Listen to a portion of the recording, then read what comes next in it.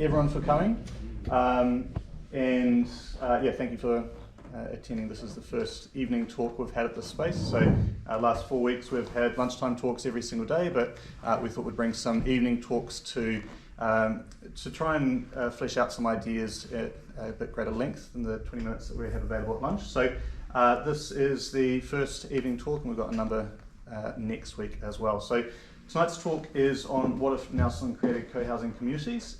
My name's William Sanders, I'm a local architect, and then we have Bronwen Newton, who is a co-housing developer based in Wellington. So what we might do is just a bit of an introduction to co-housing, what that is, some examples from around the world, and then Bronwen will speak to some of the projects that she's been involved in. And to wrap that up, really, it can be a question of what if we created co-housing communities in Nelson? What would the benefit be of that? How could we do that? And so forth. So, starting point here is really the question of what does housing look like in New Zealand at the moment? We are very reliant on a developer-driven greenfield development model. This is we're all very familiar with. Exactly. So this is obviously what's happening out, in particular Nelson. You know, we're building out in our fertile areas out past Richmond, and it's really this homogenous, single dwelling, single occupancy type of development, which we're just spreading more and more throughout the country. And this is true of a lot of the regional towns and larger cities in New Zealand. Berryfields, I think, is an example of that. And this comes with so many problems, really, and they can be from just the sustainability and climate change aspect of how we're building, but there are things such as the loss of identity as well.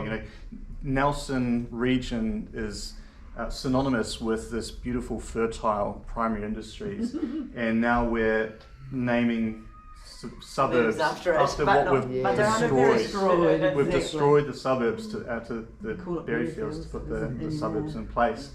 But as part of that, there's also some real challenges with this type of housing. So, for example, it's the fact that there is very little housing diversity in terms of size, in terms of scale, in terms of the number of bedrooms, in terms of housing that caters for people with different lifestyles. So the elderly, the young people, people without kids, multi-generational families. It's not really something that is currently being provided for the market. The other aspect that is a real problem with this type of suburban sprawl is the fact that we're investing a huge amount of money on the outskirts of our cities. And Nelson is a really good example of this idea of a donut city, where all the investment is going way out there, it's not coming in, we don't have the people coming in, we don't have the money coming in, it's already being focused out there. So that has some real implications for the livability and vibrancy of the central city, but it also has some implications for the fact that we're spending a huge amount of money on these sprawling suburbs that don't really have that sense of community. People are increasingly having to survive by driving around all the time. It's really car dependent. And so you're losing a lot of those connections and a lot of that community building aspect, which you can jump in. Sure. We're just refining our double act here. Yeah. It's going to be interesting, I think, in the next little while.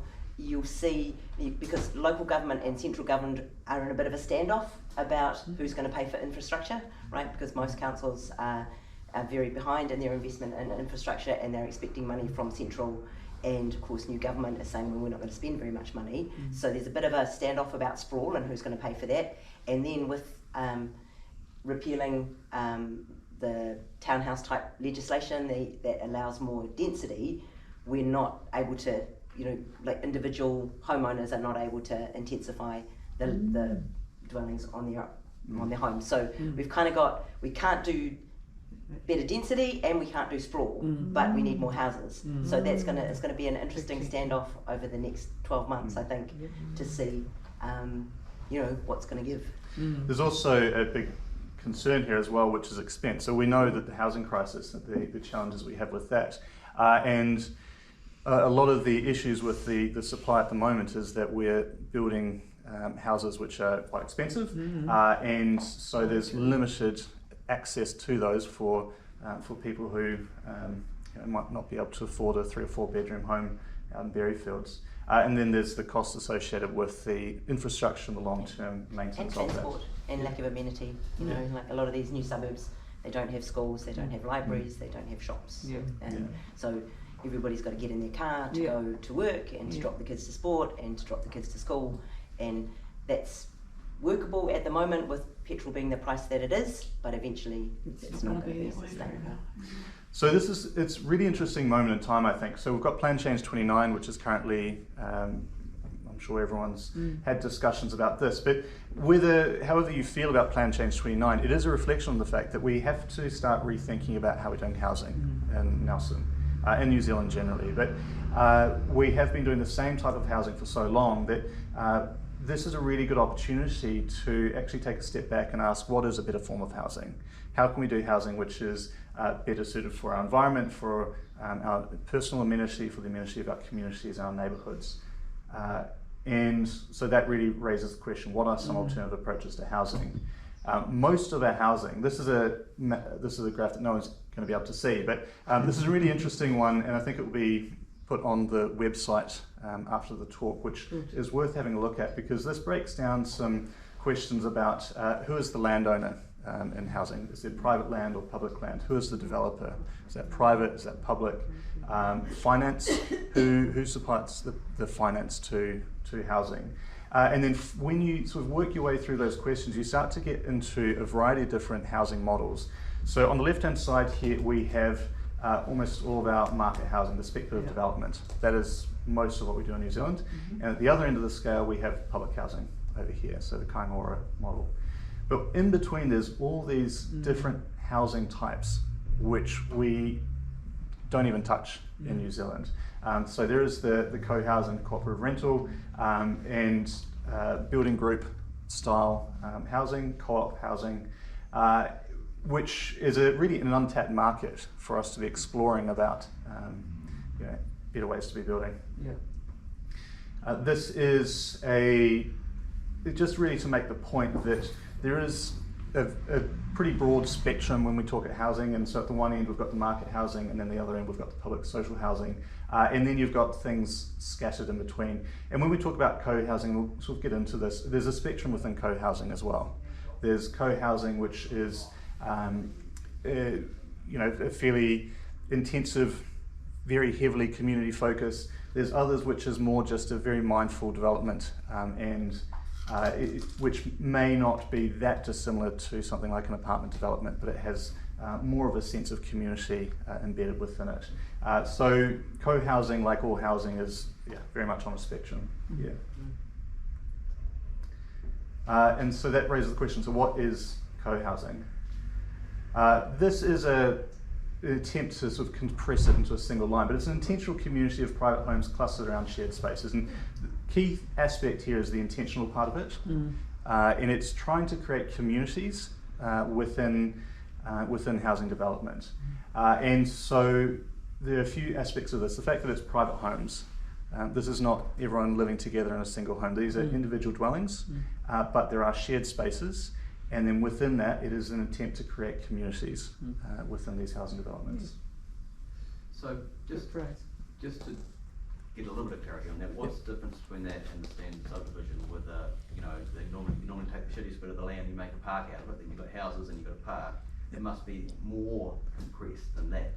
Yes. And really the intention is the point. The point is that you're asking people to join this group and to agree that they have things in common and that they want to work to sharing the spaces, like really just not using them in parallel as you would a park, but that actually you want to know each other so that you can actually share in these spaces.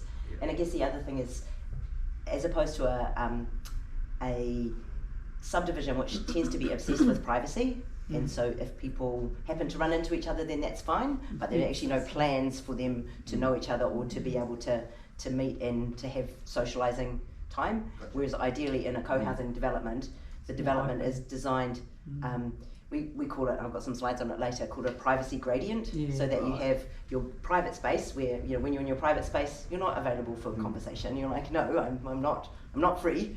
And then you have a more sort of mingling shared space, and then you have a community space where you're clearly, if you're there, that's, you know, you're available for conversation, and, you know, people can move freely between those spaces to get their needs met.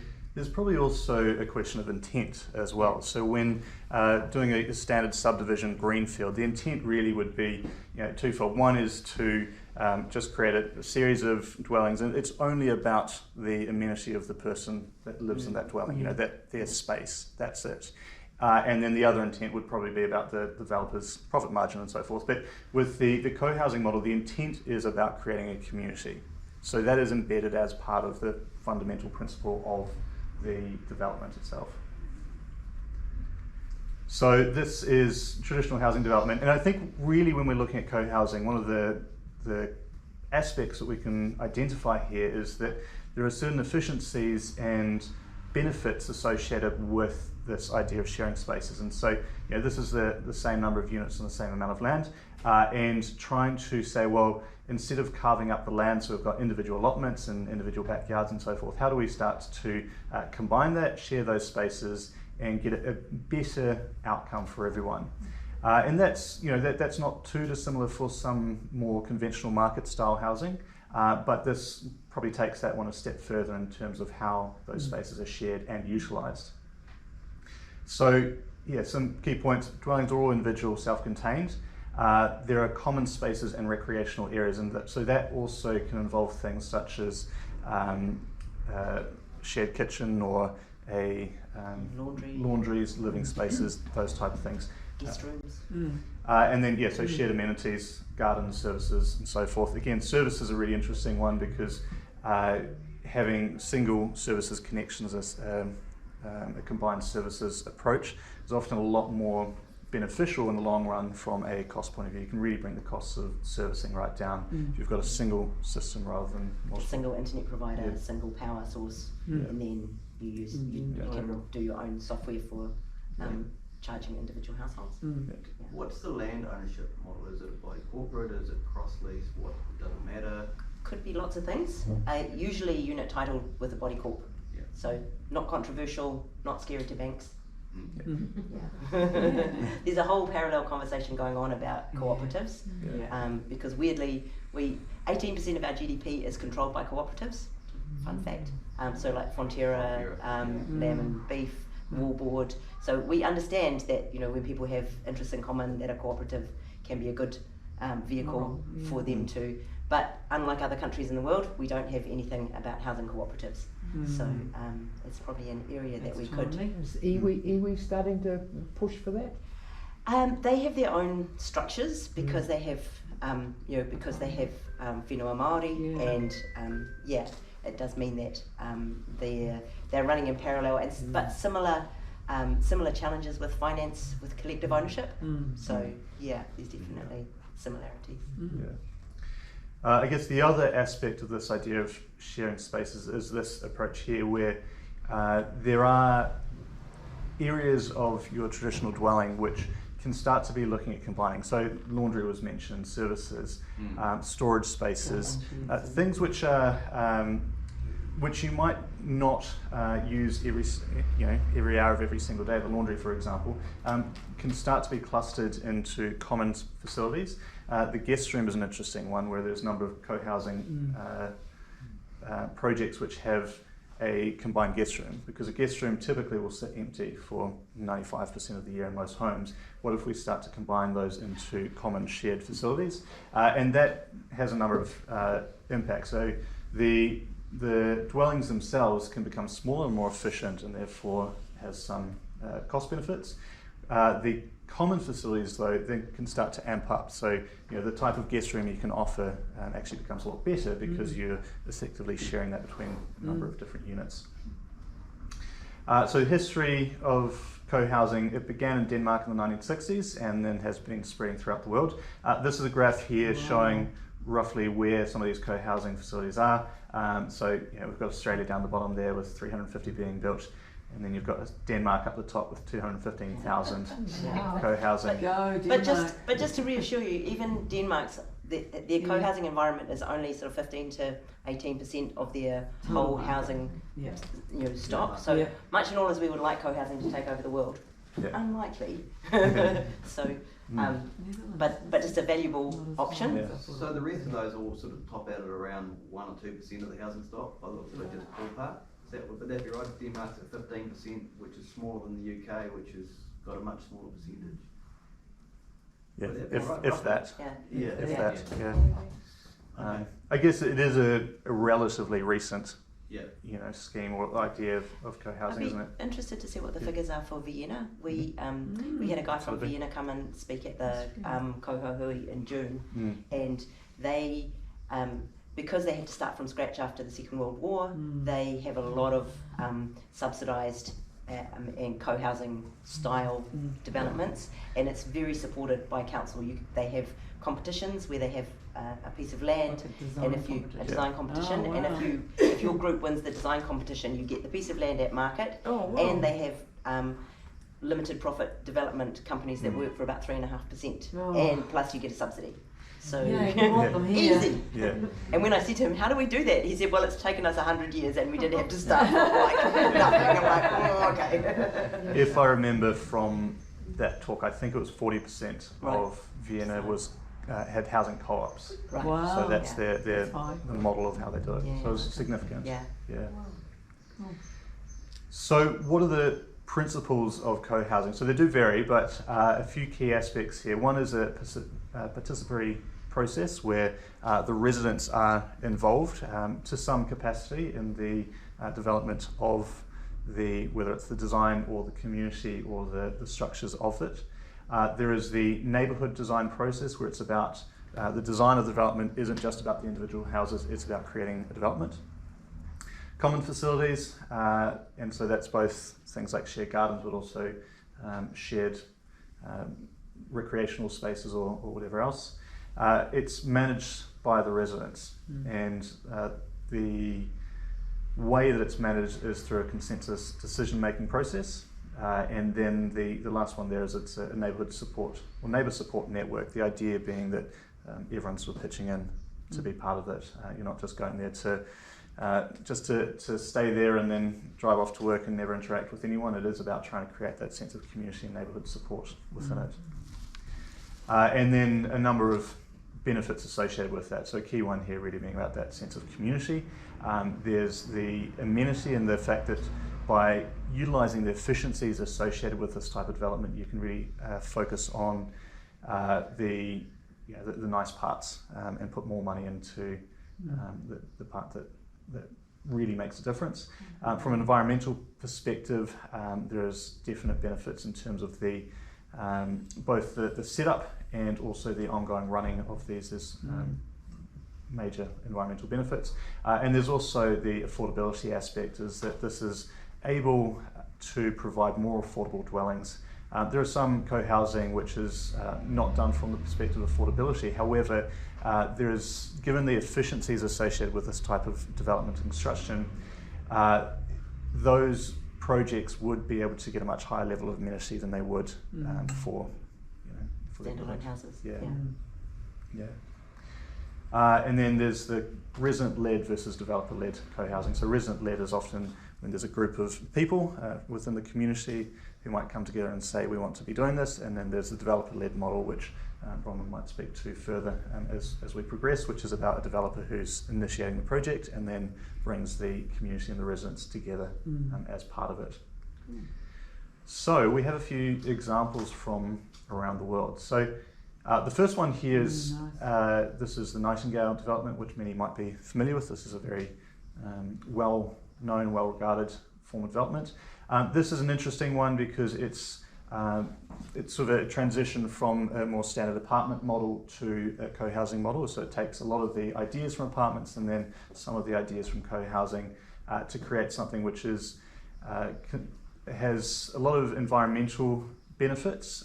There's also affordability benefits associated with this, and really a key aspect of this is trying to create community within these spaces. So was that cheaper than an equivalent apartment somewhere else? Yes, it was. Yes, Right. yes, significantly. Fact, they've the model has become really well established. They've done, I think they're up to their 4th or 5th now, and they have a waiting list of about 6,000 people last time I checked. Whoa. Yeah.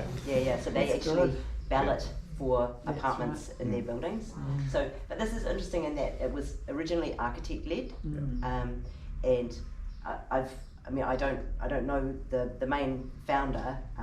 Sounds like a bit of a force of nature, and and he was quite, and which is kind of interesting, like what it takes to get some of these projects across the line. You know, and fortunately, it's turned into a really great thing, and I think probably a great cost to him.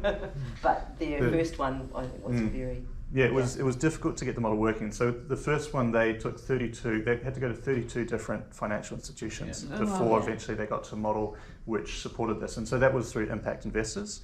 And so they're impact investors, and they do make money, but it's sort of a lower profit model. But one of the interesting things about this from an affordability perspective is that this is a reasonable amount cheaper than the nearby market housing.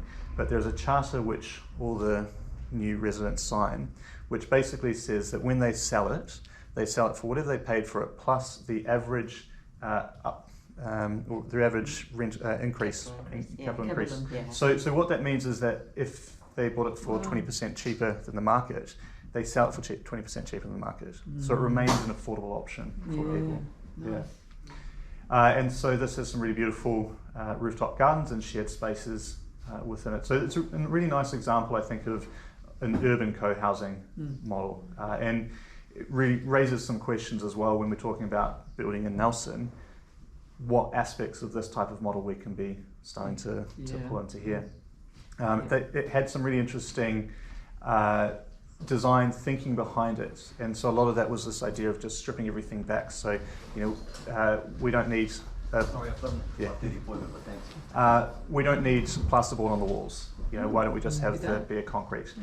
We can expose the surfaces and so forth. So a lot of the design thinking was coming from that perspective. You get some really beautiful spaces internally, and as Bronwen was saying, this is amongst the most highly desirable spaces in Melbourne.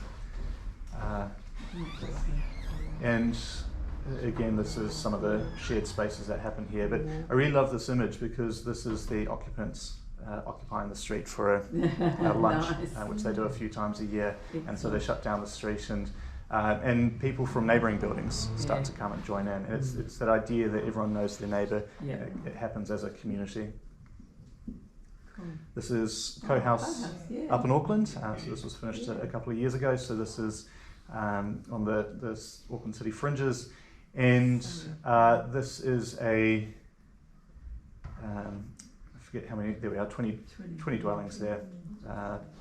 And so this is clustered around a central courtyard. And so you've got in pink there the residences, and then you've got some community facilities. So in the middle of the courtyard there you have this garden room, which is able to be occupied by the residents. And then it's really focused around this idea of this garden and shared productive gardens as well. So this is looking from within the gardens, and yes, it's definitely grown a lot since the first photos were taken of this. And spaces for kids to occupy internally. There's also some nice ideas here about passive surveillance of kids, and being able to keep an eye on what's going on. And then this is the outlook from one of those units out onto that shared space.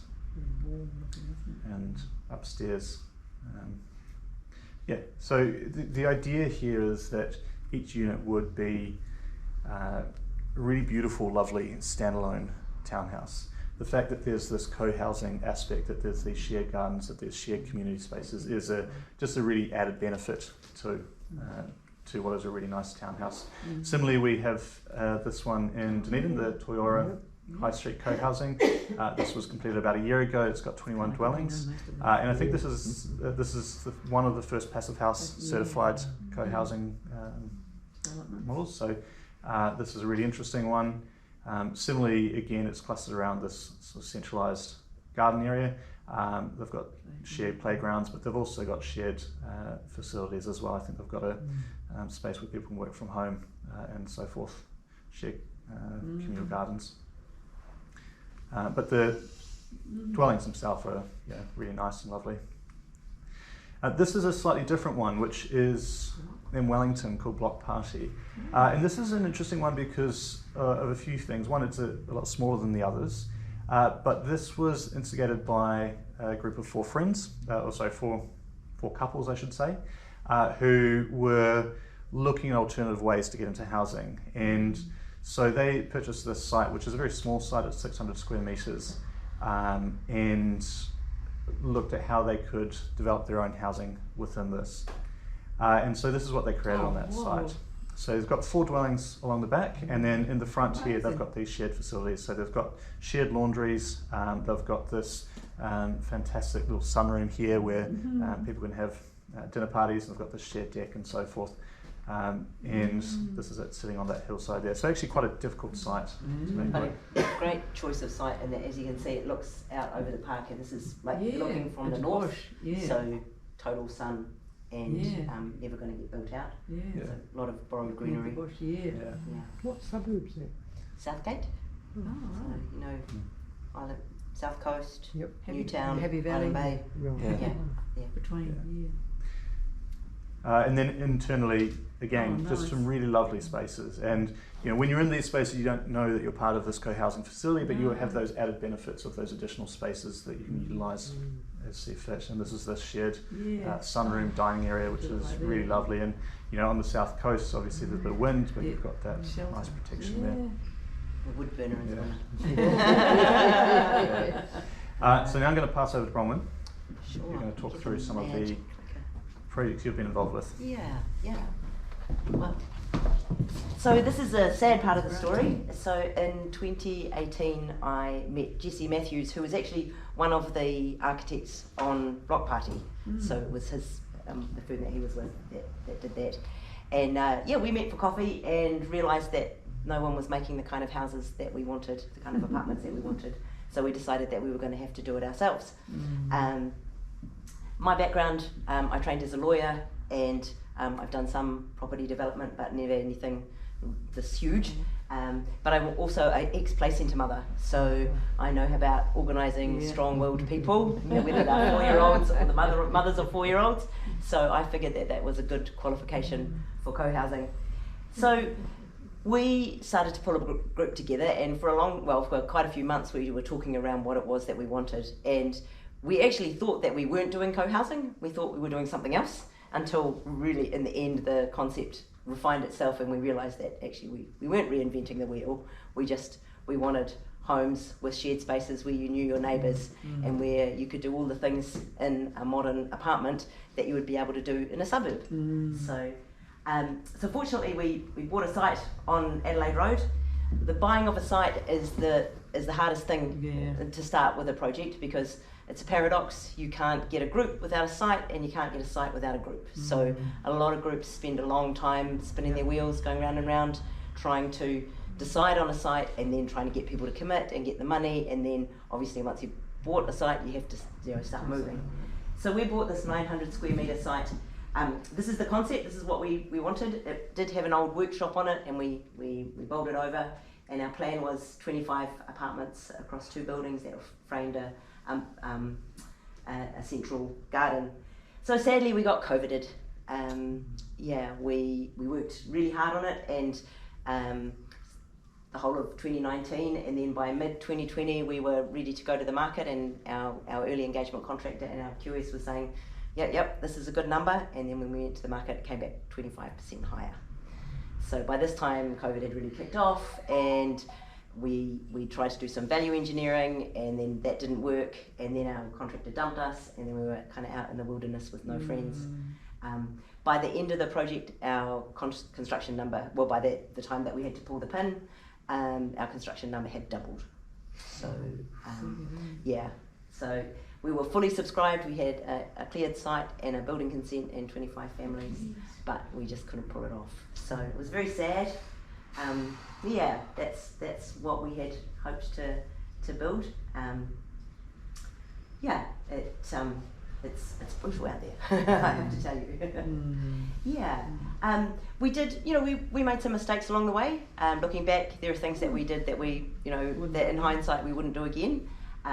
but I feel like the COVID kind of torched the evidence, because we obviously everything, all bets were off when the supply chain issues and the closed borders and all of this kind of stuff. So it just meant that, yeah. So one of the things about co-housing is that you don't want any duff apartments, right? Like if you're a developer, sometimes like you're just trying to fit lots of apartments in, and sometimes you'll have small apartments and ones that are south facing and ones that are not as good as other ones, and you just figure, oh well, we'll sell those for less, and we'll you know, that's just, somebody will accept those. Whereas when you're actually forming a group and you all know all of these people and you want to do the right thing by everyone, which is how we came to this configuration, which meant that we had great sun and airflow and aspect and great kind of views, and you know, just really great amenity.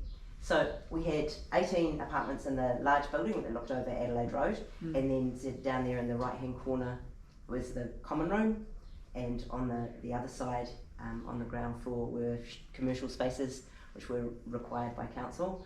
We were quite fortunate in that council agreed that our common room could constitute an active edge. I'm not sure whether your council district plan requires it, but it's a sensible concept. It's the idea that if you're going to build residential in a commercial setting, you actually don't want blank walls or, you know, just frosted glass fronting the street, because you end up with this kind of quite creepy streetscape.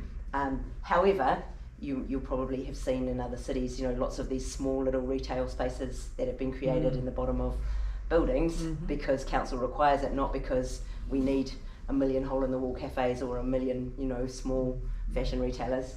So it's you know, creative ideas about what you can do in the bottom of buildings that create an active streetscape, and still kind of have useful uses of buildings.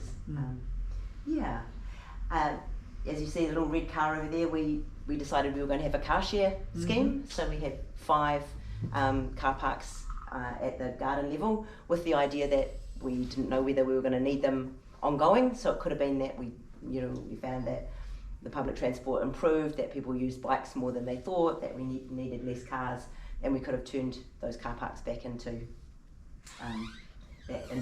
garden.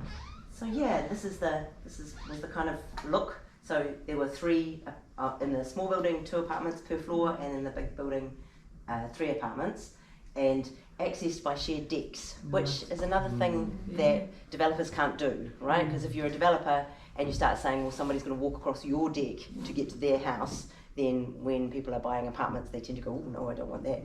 Whereas, you know, when I know that it's Jennifer walking across in front of my house to get to her house, I don't mind at all. So it was one of the things that we could do because we knew each other, and we were really sort of looking forward to that aspect. So there they are again in the renders. And here are our lovely peeps. So interestingly, because we were all in Wellington, we did a lot of community building. We did workshops every second Sunday for I think we must have done about 55 of them. And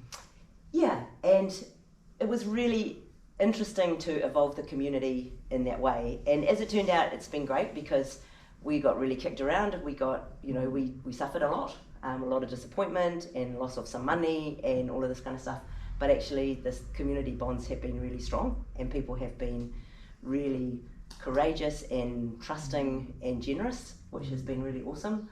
So, it's like every group forms in a different way, but we were fortunate in that because we were all in Wellington and we were just planning to, to move from where we were, not very far. Like we weren't moving to the country, we weren't moving to another city. We could do that work, and that was that's been really great. And it's been part of the kind of grieving process to realise that these relationships were based on the idea that we were going to live together, and now we're not. And some of us are still friends, and obviously, some not, because they were more relationships about, about the project. So these are 3 of my kind of main, I guess, takeaways from our co-housing experience with Urban Habitat Collective. One was just about everybody has their sweet spot about how much togetherness they need and how much privacy they need. In fact, Jesse, who was my co-founder, is quite introverted and I'm quite extroverted. So he would always say, my mission is to prove that co-housing is not only for extroverts. And of course, my husband is more introverted than me. So I said, well, I'm qualified to say because it's got to work for my family as much as. And this is what I was talking to you about before with this privacy gradient idea. So this idea that, so here on the dark blue, that's the part that's away from where other people are, and your bedrooms and your other, and then moving into more shared areas. And that's in my 5 years of having co-housing conversations, people are concerned about that kind of awkwardness. And the point is that you design you design the built environment so that it supports what are you up for, why if you're in this area, then it's a socializing area. If you're not up for socializing, then it's perfectly fine. And I think the interesting thing is most people, when you explain that people have social needs and getting them met without friction is what makes people feel more secure and more satisfied. And which moves on to my next point, which is about that building community is not the same as making friends. And we hear a lot about we're losing community, and I think the thing that people are missing is the fact that community is about a common purpose and about having agreements about why you're working together and feeling that sense of solidarity and that sense of having an understanding about and a confidence in the way that you're going to work together. And the good thing about it is that it means that you don't have to be everybody's friend, right? You don't have to agree with people. It's interesting, when we started out, we had lots of ideas about sustainability and about resilience and about lots of other aspects of our group. But as we moved on, we started to realize that actually we're a housing solution. We just want a beautiful place to live, and we want to agree to be good neighbours, and we want to work on what it means to be a good neighbour. And actually, we didn't need to agree on all of the other things, which is really satisfying because it means that the people that can join your group are people who sign up to your values. And the concerns about what do you do if somebody behaves badly, what if there's disagreement, what if there's awkwardness, that's solved by the fact that you say, well, what we have agreed to is that these are our principles. We're going to be respectful, we're going to talk to the person, not about the person, we're going to play the idea, not the person. We're whatever your agreements are, those are the things that protect you from bad behaviour and awkwardness. And it's really satisfying because it just means that and also it means that it's not personal, because I don't have to have a problem with one person. It's like if that person is not acting in accordance with the group's agreements, then actually the whole group says, hey, you're getting angry, what's going on? And moving on to that last point, pets is a metaphor for co-housing. We had a lot of very intense conversation about pets, and it's not about the pets, and it is about the pets, in that it's about that intersection of my individual rights and the shared spaces and the use of the sort of the shared resource. So am I going to let my dog savage the children? Am I going to let my cat poop in the garden? If my cat does something that you don't like, am I going to be responsive to your concerns, right? And these things are all about how is it for us to live around other people, and have I made a good decision to do this? Because what if you're unreasonable? What if I don't like this? And these are all really valid concerns, but they are ones that that you can work through in order to kind of reach this, hopefully community, good neighbour kind of vibe. Yeah. So, yes. So on to a more happy story. Just to wrap up about Urban Habitat Collective, we have sold the site to Kāinga Ora, who is going to put social housing there. And so we got out with our shirts kind of minus a button or two. But yeah, it could have been much worse. So, Is there a chance that the design work that you got to, in terms of people and the structure, could be developed somewhere else on a slightly more affordable? we sold Place the design to Kāinga Ora, Oh, okay. and I've been Okay. chasing them for quite a while to sort of say, you know, is there any reason why you wouldn't want to Wouldn't go use there? this valuable Yeah. thing that you have invested in? Okay. Interesting with changing government, you never know. Maybe they Yeah. change their mind and don't want to build anything, and they want to sell the whole lot to a new group. But that's Okay, another yeah, story. yeah, no other story. Fine. So I'm now doing some work with Tākaka cohousing neighbourhood. Sharon is in the audience. She's one of the residents. Yeah. I'm covering for Simone, who's one of the founders, while she's on maternity leave. Very exciting project. So in your backyard. So next time you're over in Golden Bay, you know, have a drive down Mahana Street and you'll see the lovely houses. Here's the master plan. So this is neighbourhood 1 over here, which has just been completed. This is the common house, which is under construction at the moment. So yeah, 34 homes. As you can see, it's 14 hectares of land. So the founders were incredibly courageous and far-sighted to buy such a big chunk of land. Yeah. One of the really exciting things about this project is that it's a not-for-profit development company that's owned by a community land trust, which means eventually the development will unit title all of the individual homes, which will mean that people will own their home and the small amount of land around it and a share of their neighbourhood commons. But the trust will continue to own all of the interstitial land, so like the food production, the native forest, this area around All the here. green spaces. Yeah.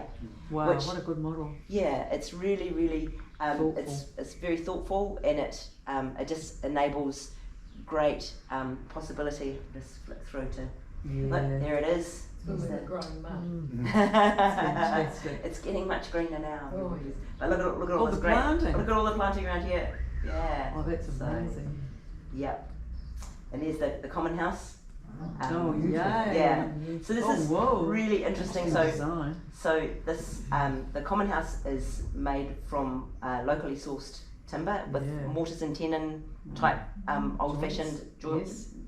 joints, and it's also got hempcrete panels Oh, yeah. for the outside, which is so local lime and local hemp made into panels, and then yeah. But I think, you know, the unsaid story of this picture, right? So this is the common house, and it's amazing alternative design, and it's, you know, this place will probably stand up for 500 years. Yeah, It's, well, that's it. you know, it's an ark. If you're in Tākaka during the apocalypse, head here. The individual homes were built by Signature Homes with a lot of input from the group, and there was quite a lot of design input and those kind of things. But the bank required that they use a national house builder, and that wasn't part of their original plan, I don't think. But it's a compromise that I think has enabled them to get built, and so relatively quickly. and the result has been amazing. So yeah, just interesting about where you start off with what your aspirations are, and then where, you know, the compromises that you have to make, and how that gets you to where you want to go, and maybe it's not necessarily as fatal as you think. So how many in that stage 1? 34. 34, that's right. Yeah. So this is a 3-bedroom duplex. So there are duplexes, and then there are 2-story duplexes, and then some 1-story duplexes, and then 1 quad, which is 4 together. Yeah. And here's the lovely Simone, and now, how do I get this to play? Next, it should play. Okay. There she I'm comes. Simone, and this is Frida. She's the newest member of our community. I'm a director of Mahua Ventures, which is New Zealand's first charitable developer. Started by women, for families, and to help bring up children just like this one. The Tākaka cohousing neighbourhood is our first development of 34 homes. We provide families with safe, dry, warm homes in a community setting with shared resources and community spaces. By using this co-housing model, we actually have saved half of the land for food growing and native forests. I've been living here for 4 months with my family, and I've really felt the benefits, having our children running around together, co-parenting together, having shared meals, support with the newborn. Yeah, it's just been a really beautiful time. It's felt very magic. The pandemic really showed me that I was living a very isolated lifestyle. I wanted to create something where I created more connection between myself and the people in this community and with the land. And now I really feel like this is one big family. We want more people to benefit from living in community, and that's why we aim to travel New Zealand and provide workshops, presentations, and spread the word about how to create these communities for yourself. Nice.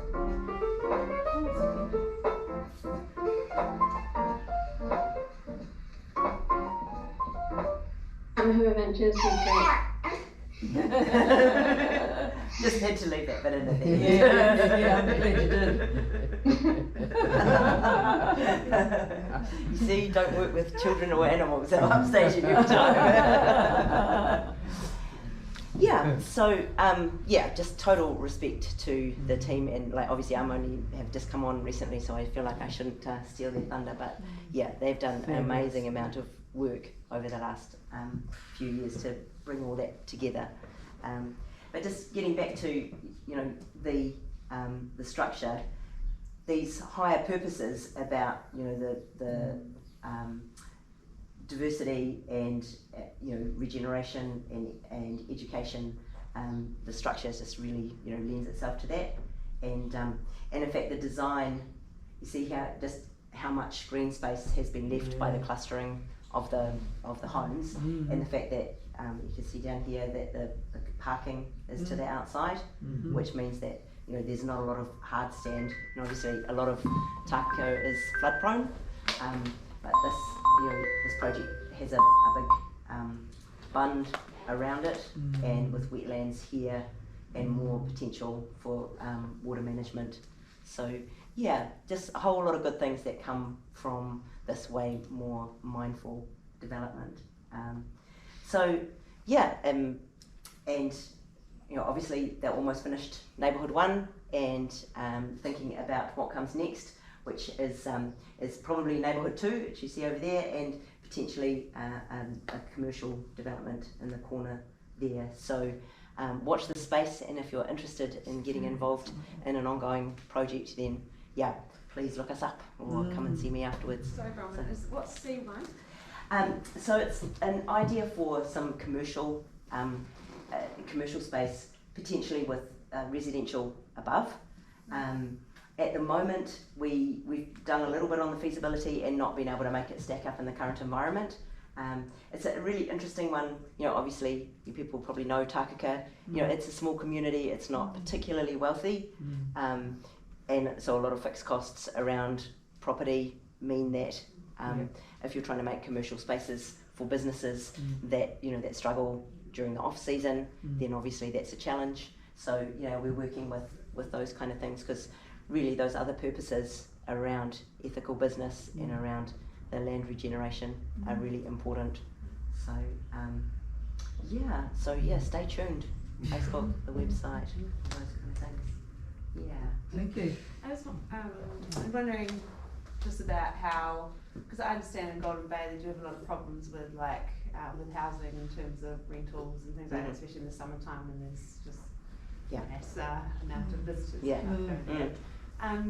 Do they have ideas also for maybe particularly transitional housing, like rental housing and things like that? Obviously it doesn't necessarily fit into that community thing, but communities always embrace people. And there's definitely a commitment to housing people and to affordability. The thing always just comes down to money, in terms of if so the way that it works at the moment with social housing is that you need to be a community housing provider in order to access government money to do affordable housing, right? And what Takaka is doing is actually not-for-profit development, so nobody is walking off with any big margin. However, the cost of development being what it is, the cost of building being what it is, means that without independent money, either from residents, which is how the first neighbourhood was funded, or from government, or from some philanthropic investor, just getting the capital to get it off the ground is a challenge. 7 of the homes, or 34 at the moment, are rented. Right. And some people have bought with the you know, with the thought in mind that Golden Bay needs good quality rental homes as well as privately owned homes. So they bought it with that purpose, and that is What they're doing. Yeah, great. I guess to sort of wrap up, then we sort of land on this question, which is what could cohousing look like in Nelson? And going back to that original question of, we know that there are some problems with how we do housing in Nelson. Is co-housing In the whole country. in the whole country? Is co-housing a viable alternative, and if so, what could that look like? And I think a question that for us as well that we've been discussing is what is the appetite for this type of housing in Nelson, and also what would people want out of this type of housing, which is it's not something we really have much of in Nelson. Obviously in Golden Bay there's a few examples of this, but it would be a fairly new venture for Nelson. I guess, it comes back to a question I have about the what you were trying to do in Wellington. And 25 families is quite a few, isn't it? Yeah. So I guess my thoughts from what you've said, William, is a whole variety. But I'm wondering how come you chose such a large number? We needed, because of the site, we needed a number, because obviously the more units you have, the more you spread your fixed costs over more households. But you'd got together before you found the site?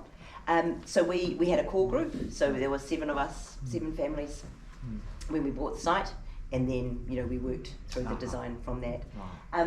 In terms of the optimal number for co-housing, there's too small, Block Party, the South Bank one, is actually quite intense, and they're friends, and they're but in terms of it's more likely to feel more like a social group than the sort of 18 to sort of 26, 28 households is kind of optimal co-housing group.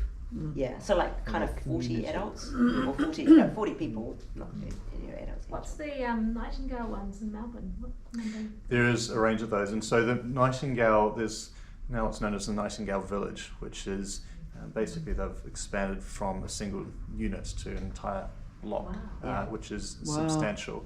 I think Nightingale is, Bronwen referred to it as co-housing light, which I think is probably a good reference point. It is essentially it's taking it's leaning more towards a traditional apartment model, but brings some elements of co-housing into that. So, but they're pretty substantial. There's I don't know the exact numbers, but it'd be a lot of 35, 40 per building. And Earth Song, I'm pointing there because it's Robert Nelson's book, and I think there's 35 dwellings there, isn't there? That was at the upper limit. Andrew, do you have a question? Just one of the benefits I thought that didn't show there was perhaps security. A lot of people seem to be going for these sort of Somersets and things like that. It's sort of around community and around security. And so maybe that's a kind of a benefit of a co-housing thing that might be an option. We had it in UHC. We had a couple of intergenerational families. So the grandparents were going to live on one floor and the mum and dad and the kids on another. So and also in this sort of situation, you're retaining your value, aren't you, as opposed to Somerset, who are basically flogging your last pennies. It was quite interesting because we had quite a few elders want to join Urban Habitat, and when we first started our recruitment, we actually started to get only people over 65, and so we had a group of people who were in their mid-60s, and we were all starting to get a little bit concerned, and it was quite an awkward conversation. We're like, we really love you guys, but we don't want to only live with old people. And they're like, no, us neither.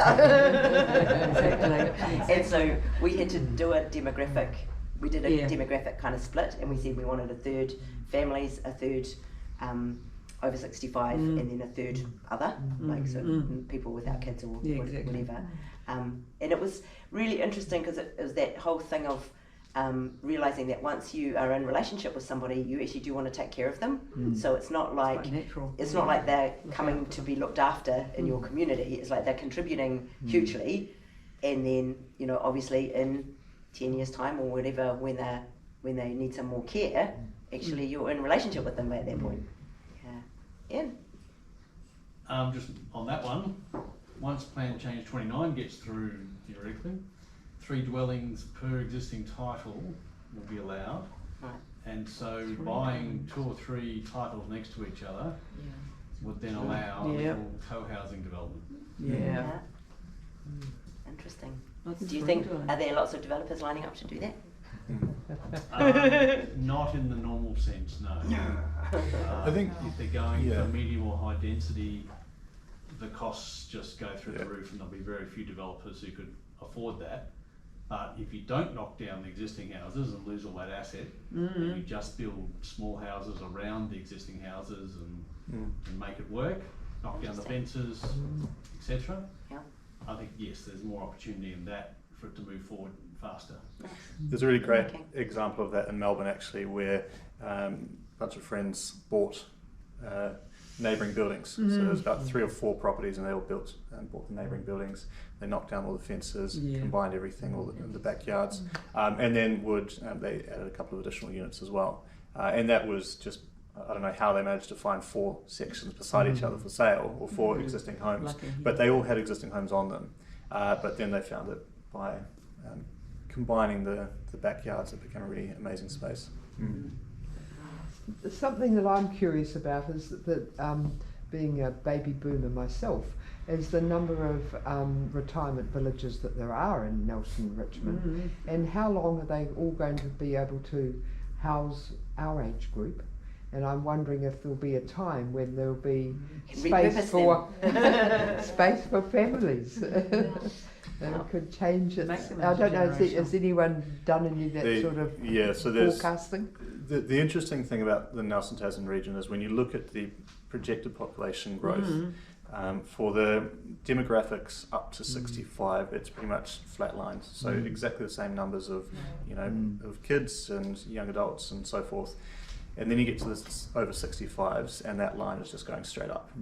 And it's because a lot of people are cashing up out of Wellington and Auckland, and they're retiring here. And so it is increasingly much more desirable for that population. So I would imagine that the retirement villages will keep being built while there's still people coming here. So, Were there many single women or just single people at any age groups that could afford to have got into your one? Yep, we had probably at least 6 or 7 singles. Yeah, it was interesting. We had A, B, C type apartments and D and E in the small building, and there was a few moving around. People would change apartments and And at one configuration, all of the 1-bedroom apartments were gay people, and they all came. They said, "We've decided we're going to call this apartment type Q." Okay.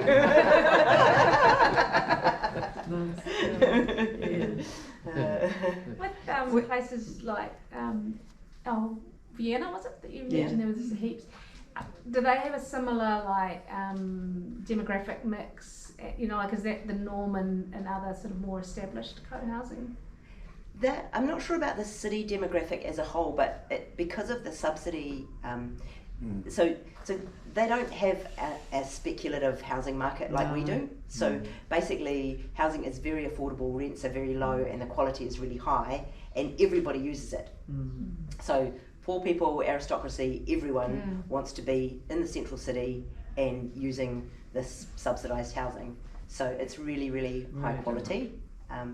And I think this is one of the things that I'm realising the more that I'm kind of in this sector is, I think what's missing is density done well to attract people who could afford to do something else, right? They could choose to go out and live in the suburbs. But instead, what we want to do is make it so appealing to have this great apartment, to have this amenity, to know to know your neighbours, to have this shared garden. That actually, I would rather do this than buy my house in the suburbs. And that's what we're not because developers are not building it, and government is obsessed with affordability and solving housing, which is it needs to solve that problem, but it doesn't alter the fact that we haven't got this typology, which is density for people who could choose something else and who are willing to pay to have, you know, a high quality dwelling, and they just want these other benefits. One of the challenges that we see in Nelson actually is it's a perfect example of the fact that we have developers who are doing these greenfield suburbs out past Richmond because that's what the market's asking for. But there's no alternative that the market can be. So it's an assumption though, isn't it? Exactly, it's based on an assumption because that's all that the market is offering. And so what we need to be having is good quality examples or good quality case studies to try and generate a market that is something other than just greyfields.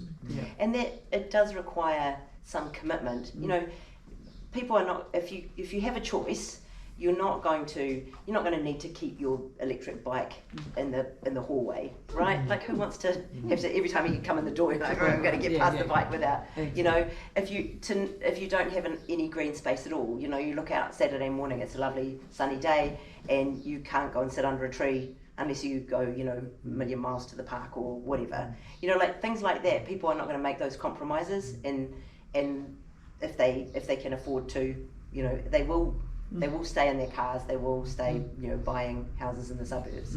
So I think, it is creating this other option. How do you get a developer a developer can buy 3 house lots and put 30 townhouses on, you know, and cookie cut them and sell them off and make a profit. You know, there's a little bit of a disconnect between, you know, how do you make it? You know, that's the thing they do, you know, they're into profit and they're making money. So, you know, there's that, and then over here you've got this, you almost need, like, it's a tricky tension. Yeah, and I think, you know, I mean, that's where, you know, I can highly recommend Robin's book. She is the founder of Earth Song, and she has been an amazing support to me personally during the project. And she's got this great concept called the burning soul, which is this idea that basically to do co-housing in New Zealand, you need somebody who's going to stand in the fire until it's done, because you get no help from the, you know, no help from the system, no help from, you know, and you know, ideally what we need is systemic change that makes these things more possible and more easy, so that groups can get together and go, actually, this is what I want, who's going to build me one? Sarah? I've got a question about Nelson's capacity for this as a relative newcomer to Nelson. One of the things that strikes me about the city centre is its tarmac. It's completely bereft of the green things that you've been alluding to in all of these positive examples.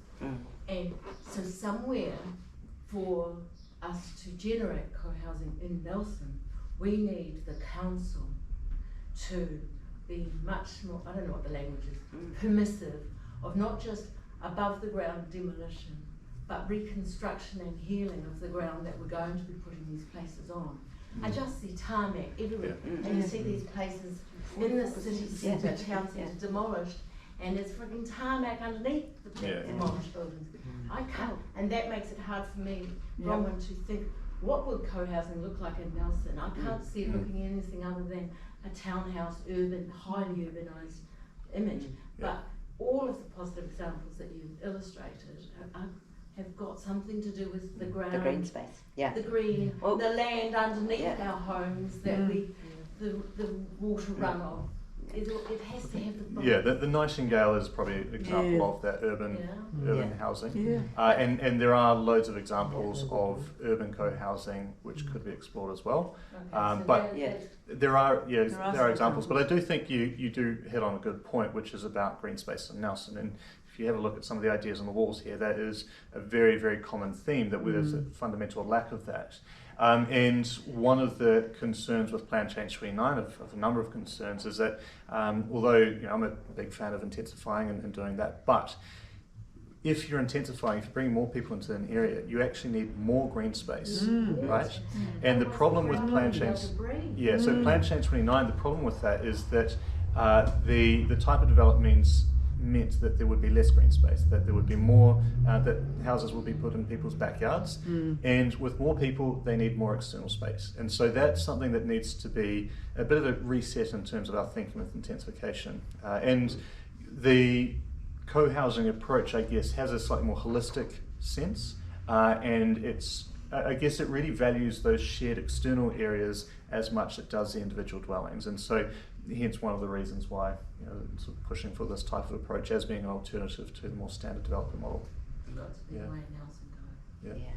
Nelson's got 4 village greens, it's just it uses them as car parks. Yeah, exactly. So we're probably, in just conscious of time, should be wrapping it up there. But I think, I guess as a final comment, which is that if anyone's interested in co-housing, or know of anyone who'd be interested in co-housing, and whether that's interest in being a potential resident for a future co-house, or being involved in setting up a co-housing, or just anything, then please get in touch and check with Bronwen. Got a list Yeah, on good. the table. Great.